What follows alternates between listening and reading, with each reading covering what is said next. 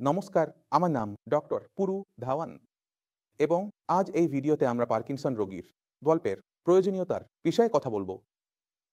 কারণ পার্কিনসন রোগীর খাদ্য প্রয়োজনীয়তা একটু ভিন্ন হতে পারে, কারণ রোগটি ভিন্ন। তাহলে কি প্রয়োজনীয়তা আছে, কি দেওয়া উচিত, কিসের দিকে আমাদের মনোযোগ দেওয়া উচিত, এই সমস্ত বিষয়গুলি আমরা আলোচনা করব এই ভিডিওর মধ্যে। প্রথমে পার্কিনসনকে বুঝব, শরীরে কি ঘটছে এবং কিভাবে আমরা এর থেকে উপকার পেতে পারি, কিভাবে এটিকে আরাম দিতে পারি, খাবার পরিবর্তন করে আমরা এটি বোঝার চেষ্টা করব। তাহলে শুরু করি প্রথমে আপনার মস্তিষ্ক থেকে, কারণ পার্কিনসন যে রোগ তা আপনার মস্তিষ্কের মধ্যে হয়। হয়তো আপনি জানেন, হয়তো জানেন না, কিন্তু মস্তিষ্কের মধ্যে কোটি কোটি নিউরন সেল থাকে। এই নিউরন সেলগুলি সবসময় সক্রিয় থাকে। যেমন আপনি স্ক্রিনে দেখতে পাচ্ছেন, সক্রিয় হচ্ছে, লাইট জ্বলছে, যা চলছে নিভেছে। এটি লাইট নয়, এটি বিদ্যুৎ। এখন পার্কিনসন রোগীর মস্তিষ্কের মধ্যে এই যে সক্রিয়তা হয় তা ধীরে ধীরে কমতে শুরু করে। এই নিউরন সেলগুলো দুর্বল হতে শুরু করে, যার কারণে আমাদের মস্তিষ্ক ক্ষয়প্রাপ্ত হতে শুরু করে। এবং যখন আমাদের মস্তিষ্ক ক্ষয়প্রাপ্ত হচ্ছে, তখন এটি একটি রাসায়নিক তৈরি করতে পারছে না, যার নাম ডোপামিন।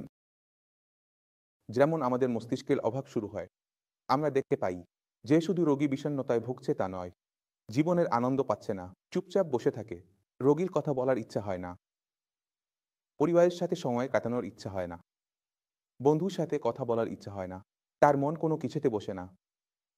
দ্বিতীয়ত, আমরা দেখতে পাই যে তার পেশি এবং মস্তিষ্কের সমন্বয় দুর্বল হতে শুরু করে এবং হাতে কম্পন, পায়ে কম্পন, গলায় কম্পন, এই কম্পনগুলো আসছে কারণ মস্তিষ্কের ভিতরে যে রাসায়নিক তৈরি হতো ডোপামিন, তা তৈরি হতে পারছে না, কারণ মস্তিষ্কের কোষগুলো কোনো না কোনোভাবে ক্ষতিগ্রস্ত হচ্ছে। এবং এই ক্ষতি যত বাড়বে ততই রোগীর অবস্থা দিন দিন খারাপ হবে। এখন প্রায়শই যা হয় তা হলো, এই ডোপামিনের ঘাটতির জন্য আমরা বাইরে থেকে ডোপামিন গ্রহণ করি। যেমন আমরা সিনডোপা গ্রহণ করি বা ডোপা গ্রহণ করি, তখন আমরা দ্রুত আরাম অনুভব করতে পারি, কারণ শরীর এটি তৈরি করছে না, ধারাবাহিকভাবে তৈরি করছে না। যখন আমরা ওষুধ দিই তখনও এটি আমাদের শরীরে যায়। তাহলে এর প্রভাব কিছু সময়ের জন্য থাকে, কিছু সময় কাজ করবে, তারপর শরীর আবার শুরু হবে। এখন আমাদের কি করতে হবে? যদি আমরা চাই যে আমাদের রোগী ভালোভাবে সুস্থ হয়ে উঠুক, তাহলে আমরা খাবারের সাহায্য নিতে পারি, কারণ যখন খাবার সুস্বাদু হয়, আকর্ষণীয় হয়, রোগী অতিরিক্ত 2টি রুটি খেয়ে ফেলে এবং রোগী অতিরিক্ত খাচ্ছে, তখন তার শরীরে প্রোটিন বেশি যাচ্ছে, কার্বোহাইড্রেট বেশি যাচ্ছে, ভিটামিন বেশি যাচ্ছে, খনিজ বেশি যাচ্ছে, এবং এই অতিরিক্ত যা যাচ্ছে তা মস্তিষ্কেও বেশি যাচ্ছে। সঠিক বা ভুল, তাহলে আমাদের কি করতে হবে? আমাদের যা গ্রহণ করছি তা এত শক্তিশালী করে তুলতে হবে যে রোগীর শরীর খুশি থাকতে শুরু করে, এতে যে শক্তির প্রবাহ আছে তা ভালো হতে শুরু করে, টিস্যু মেলামতো হয়, তা মস্তিষ্কের হোক, শরীরের হোক বা পেশির হোক। কারণ যখন টিস্যু সুস্থ বোধ করবে, মস্তিষ্কের কোষগুলো ভালো বোধ করবে, শরীরের কোষগুলো ভালো বোধ করবে, তখন আমাদের শরীর আরও ভালোভাবে কাজ করে। এবং যখনই আমাদের কোনো শারীরিক সমস্যা হয়, তখন আমরা মানসিক স্বাস্থ্যের দিকেও মনোযোগ দিই, এবং যখন আমাদের মানসিক স্বাস্থ্যের সমস্যা হয়, তখন আমরা শারীরিক স্বাস্থ্যের দিকেও মনোযোগ দিই, কারণ এই দুটো একে অপরের সাথে সম্পর্কিত। ঠিক আছে, তাহলে আমরা কি করব? আমরা আমাদের ডায়েট পরিবর্তন করব।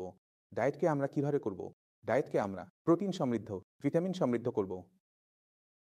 এখন প্রশ্ন হলো, আমরা এটা করব কিভাবে? এবং কি খাব এবং কি খাব না? তাহলে আরেকটি সমস্যার কথা আমি আপনাকে আগে বুঝিয়ে দিতে চাই। যে সমস্যা কি হয়, আমাদের পেট বেলুনের মতো হয়, এতে আধা কেজি জিনিস আসবে, 1 কেজি জিনিস আসবে। তার চেয়ে বেশি খাওয়া আমাদের পেটে কিছু দ্রুত ভরে যায়। 1 রুটি খেয়ে ভরে যায়, আধা রুটি বা এমন লোকদের মধ্যে সমস্যা কি হয়, রোগীরা দুর্বল হতে থাকেন। তাহলে আমাদের প্রথম কাজ কি করতে হয় তা হলো ক্ষুধা বাড়ানো। ক্ষুধা এমন হওয়া উচিত যেন রাক্ষসদের মতো, যে খাবার আসুক আমরা সবকিছু খেয়ে ফেলবো।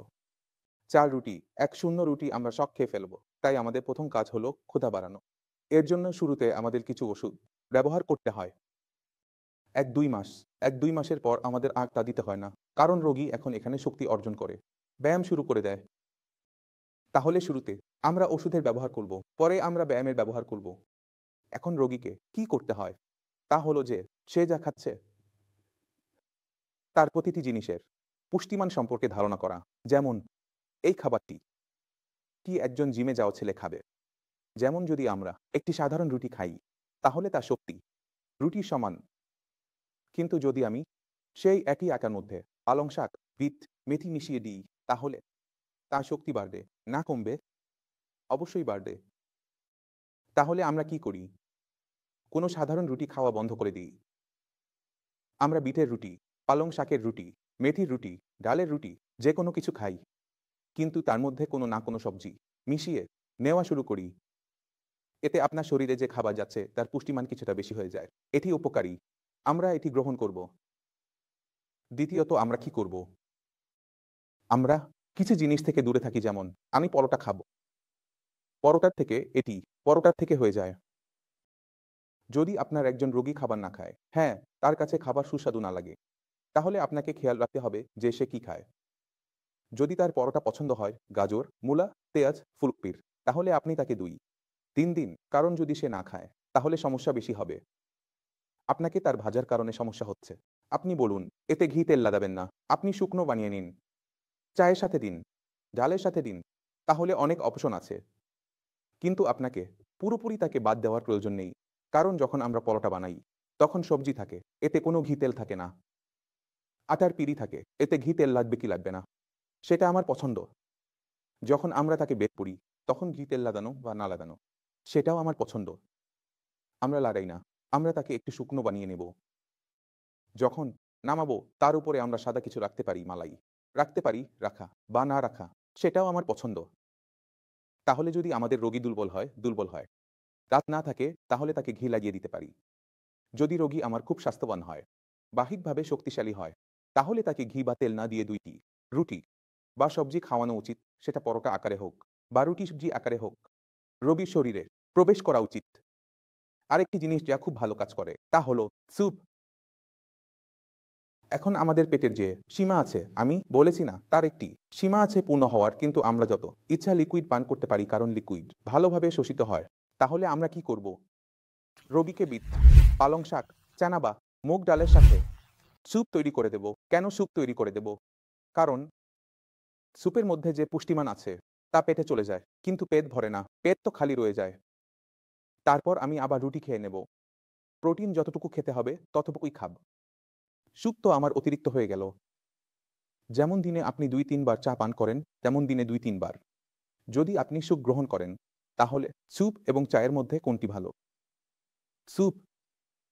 তাহলে এই স্যুপ ব্যবহার করে আমরা আমাদের শরীরের ভিতরে ভিটামিন, প্রোটিনের যে গ্রহণ, তা বাড়িয়ে নেব। তাহলে আপনার শরীরই এর প্রতিক্রিয়া দেবে। ভালো, 3 আর ভালো, ভিটামিন আর ভালো। তাহলে কি করব? চলুন আমরা কাজ শুরু করি। শরীরকে ভালো করা শুরু করি। তাহলে শরীর নিজেই নিজেকে ভালো করা শুরু করবে। শরীরে এনার্জি প্রবাহ ভালো হতে শুরু করে। এখন শুধু এই ভুল করবেন না যে আপনি শুধু বসে থাকবেন। যা আপনি খুব ভালো করেন, তাই এই খাবারকে আপনাকে ব্যায়াম করে বের করে দিতে হবে। আমি বলি ব্যায়াম আমার শরীরে নেই। আমি ব্যায়াম কিভাবে করব? কিছুই করতে হবে না আপনাকে। সর্বাধিক হাঁটতে হবে। দিনে যতটা সম্ভব হাঁটুন। যদি আপনি একা হাঁটতে না পারেন, তবে আপনার কারো সাহায্য নিয়ে হাঁটুন। যদি আপনার মনে হয় যে আপনি নিজে হাঁটতে পারেন, তাহলে হাঁটতে বের হন। যদি পড়ে যাওয়ার ভয় থাকে, তাহলে আপনাকে শুধু একটি কাজ করতে হবে। তা হলো সর্বাধিক হাঁটা, হাঁটা এবং হাঁটা। কারণ যখন আপনি হাঁটতে থাকবেন, আপনার শরীরে শক্তির প্রবাহ পরিবর্তিত হতে থাকবে। তারপর ধীরে, ধীরে আপনার ইচ্ছা হবে একটু বেশি ব্যায়াম করার, একটু স্ট্রেচিং করার, একটু যোগব্যায়াম করার, একটু অনুলোম-বিলোম করার। কেন?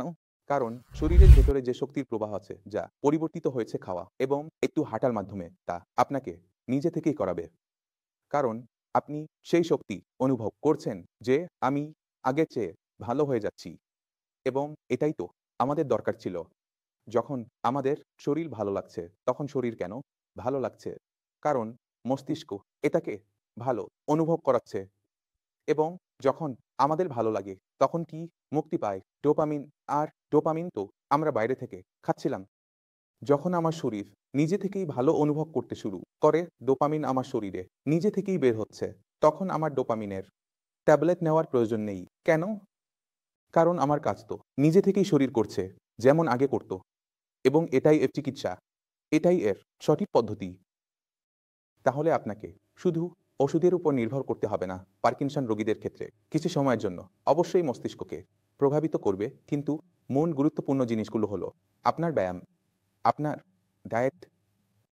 যদি আপনি আপনার ডায়েট এবং ব্যায়ামকে উন্নত করেন, তাহলে আপনার যে রোগ বাড়ছে তা অন্তত বাড়া বন্ধ হয়ে যায়। যখন আপনি আপনার রোগের বৃদ্ধি বন্ধ করতে পারবেন, তখন তা উল্টানোও আপনার জন্য সহজ হবে।